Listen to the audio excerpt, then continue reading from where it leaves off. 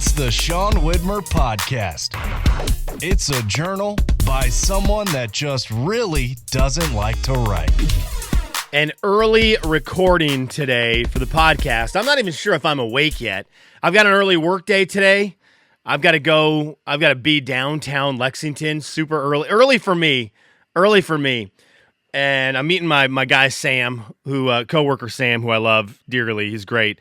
And we're going to head downtown, be there early today to hang out. And he's going to get to see me in my tiredest. And I apologize to him for that right off the bat. I had a Sam story from yesterday that I've got to bring up because it's something I was interested in and he did the legwork for me, so I appreciate that. I'm always intrigued in new fast food menu items. I love fast food. We are a fast food podcast, even though we're a movie podcast, according to the internet.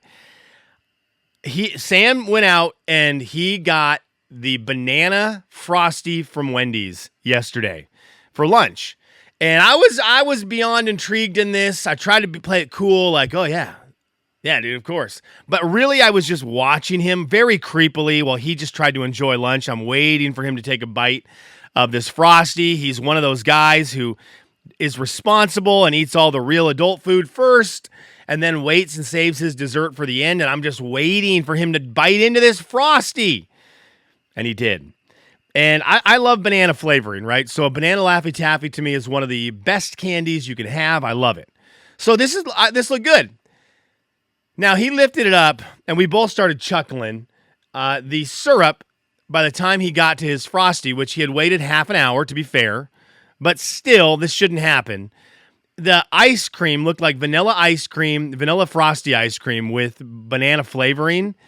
And the flavoring had completely separated, and there was maybe a half inch of syrup already at the bottom of the Frosty cup and just the ice cream on top. So that didn't bode well for it. Sam took a bite. He was like, yeah, it's a vanilla Frosty. And this is how bad it was. He took maybe 2 bites. He accidentally got a large. When he was done with it, if you had come in the room, you would be like, who didn't eat this Frosty? Like, who left an untouched Frosty on the table? That's not great praise. So I'm not leaning towards trying it. He did the legwork. I guess the jury might still be out a little bit. But as for me and my house, we are a vanilla and chocolate, OG chocolate Frosty family. And I think I'm going to skip on trying out the banana Frosty. Now, they are doing Minions and Monsters right now at Wendy's. So my wife's out of town through the weekend. There's a real high likelihood that I get through one more meal at home, and then Thursday night, I'm like, yeah, we're going to get Wendy's. We're going to get Minions and Monsters meals. So, Wendy's, watch out. We're coming for you probably Thursday night. I like to give you a heads up so you know the chaos is en route, and the employees working can mentally prepare themselves for the next 48 hours. What was I going to talk about today? I remember I wanted to address something, and I know, the listening audience of the Sean Widmer Podcast is not this vast, huge, millions, thousands and thousands of people that touch this, that this audio touches their ears. But there's, I think, just enough people that I might need to get this reminder out, because I don't know when this happened, but somewhere along the way in the last 15 years, and I'm going to guess it's social media driven, because that seems to be the outlet. But somewhere along the way, we lost our ability to just enjoy stuff. And it kind of sucks, because there was a day where we just enjoyed things. I think this starts in my brain with movies, but it extends to everywhere. It extends to people who talk crap about Banana Frosties like me. What am I doing? That was a fair review. But The Odyssey is out, and I really want to see it. I'm intrigued by it. And it looks like a big summer blockbuster. And there was a day where if a summer blockbuster came out, you just went to the summer blockbuster and you knew what you were going to get and you watched it and you loved it. People don't just watch movies anymore. And I guess this is a movie podcast. The amount of people reviewing and like nitpicking The Odyssey and getting way too into what is wrong with it is criminal right now. So I want to see it. So obviously there's stuff, because I've looked it up on my phone, there's stuff showing up on my social media feed about the Odyssey. And so I'm watching things. I'm like, okay, what do people think about it? I'm realizing it's just, I can't do that because there's not a person on social media who just went to the Odyssey to watch a summer blockbuster. Everyone went to the Odyssey expecting it to be the most accurate representation all time of whatever, the book or whatever it was back in the AD days or the BC days. And I it's just like we've lost our way in just being able to enjoy stuff without like observing something or taking something in and just going, what can I find in this to crush? It happens with music too. Look, I mean, I just got, I just got done prepping for my midday shift on 93.7 The Mountain, KDRK in Eastern Washington. And I'm looking at it. I'm looking at some of the stories about country music, and I already know some of the stories I'm going to talk about are about people that the audience is going to say, well, that's not country music. That's not country music. Stella Lefty Boston, that's not country music. That's popular music. Well, yeah, it's 2026. Also, shame on you not wanting your music to be popular. But I get the thing, pop music, and they're going to just dunk all over her. What are we doing? Her song Boston is so good. Can you just enjoy it? And the funny thing is, and that's one of the games I love doing, a couple of my cousins do not listen to country music at all. So I love throwing them 4 songs to listen to. One of them is country, or maybe 2 of them, and 2 of them are pop songs. And maybe I'll throw the way we used to do on the radio before we realized that people were just getting mad about it. Is you play like one country song, Lainey Wilson, then you play a pop song, then you sneak in the Stella Lefty song, then you play another pop song or a folk song. And you ask the non-country music fan, which were the country music songs? They get them right every time. And the Stella Lefty Boston song that people just want to hate on because they're like, she's not country. What are we doing? Where is this country gone? Where have we gone as a society that we think Stella Lefty's country? And then the non-country music listener listens to her sing and they're like, well, that's got to be a popular country song. That's really good. It's crazy, but somewhere along the way, we just lost our ability in society to enjoy that stuff. And instead of enjoying it, we just get mad about it.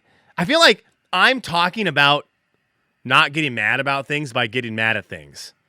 I'm mad. I'm mad at you people who took that from me, who took summer blockbusters from me, who took good music away from me. A TV show that was just a TV show now has to be a masterpiece, or it is ridiculed to high heaven. If it does not end perfectly, it's buried forever. Lost was one of the worst TV show endings of my lifetime, and that show still absolutely rules.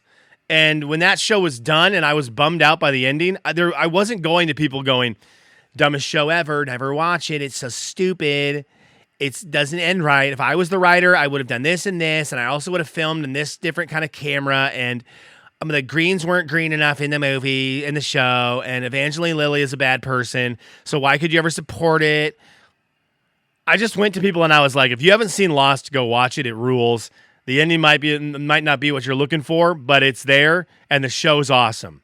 But we've lost that. We've totally lost our way in that world. I want it back. I just want to be able to enjoy stuff. I also want people to understand entertainment is just for entertainment, and it's not life and death stuff.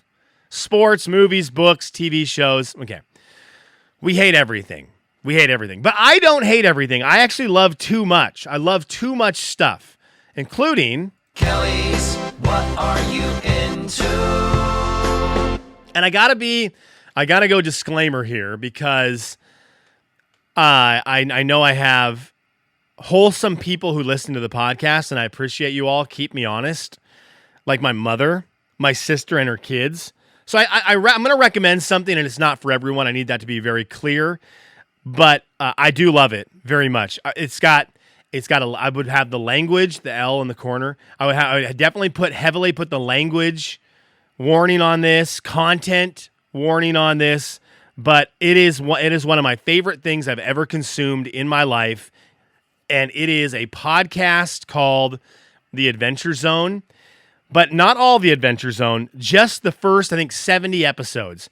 The Adventure Zone is a podcast where three brothers who do a comedy podcast called My Brother and Me, very popular comedy podcast. They one day decided we're going to try out Dungeons and Dragons and we're going to record it and just see how it goes. And they recorded this episode. They have their dad on it and they really loved it and it was very funny. So they made a side podcast called The Adventure Zone where they record themselves playing Dungeons and Dragons. And what it is their version is, if you ever knew or heard of old-timey radio where you would do stories, there's a phrase for that. What was it called? I'm doing my Google thing, stories on the radio. What were they called? Radio stories. Is that all it is? I feel like there is a better word for that. Old-time radio shows.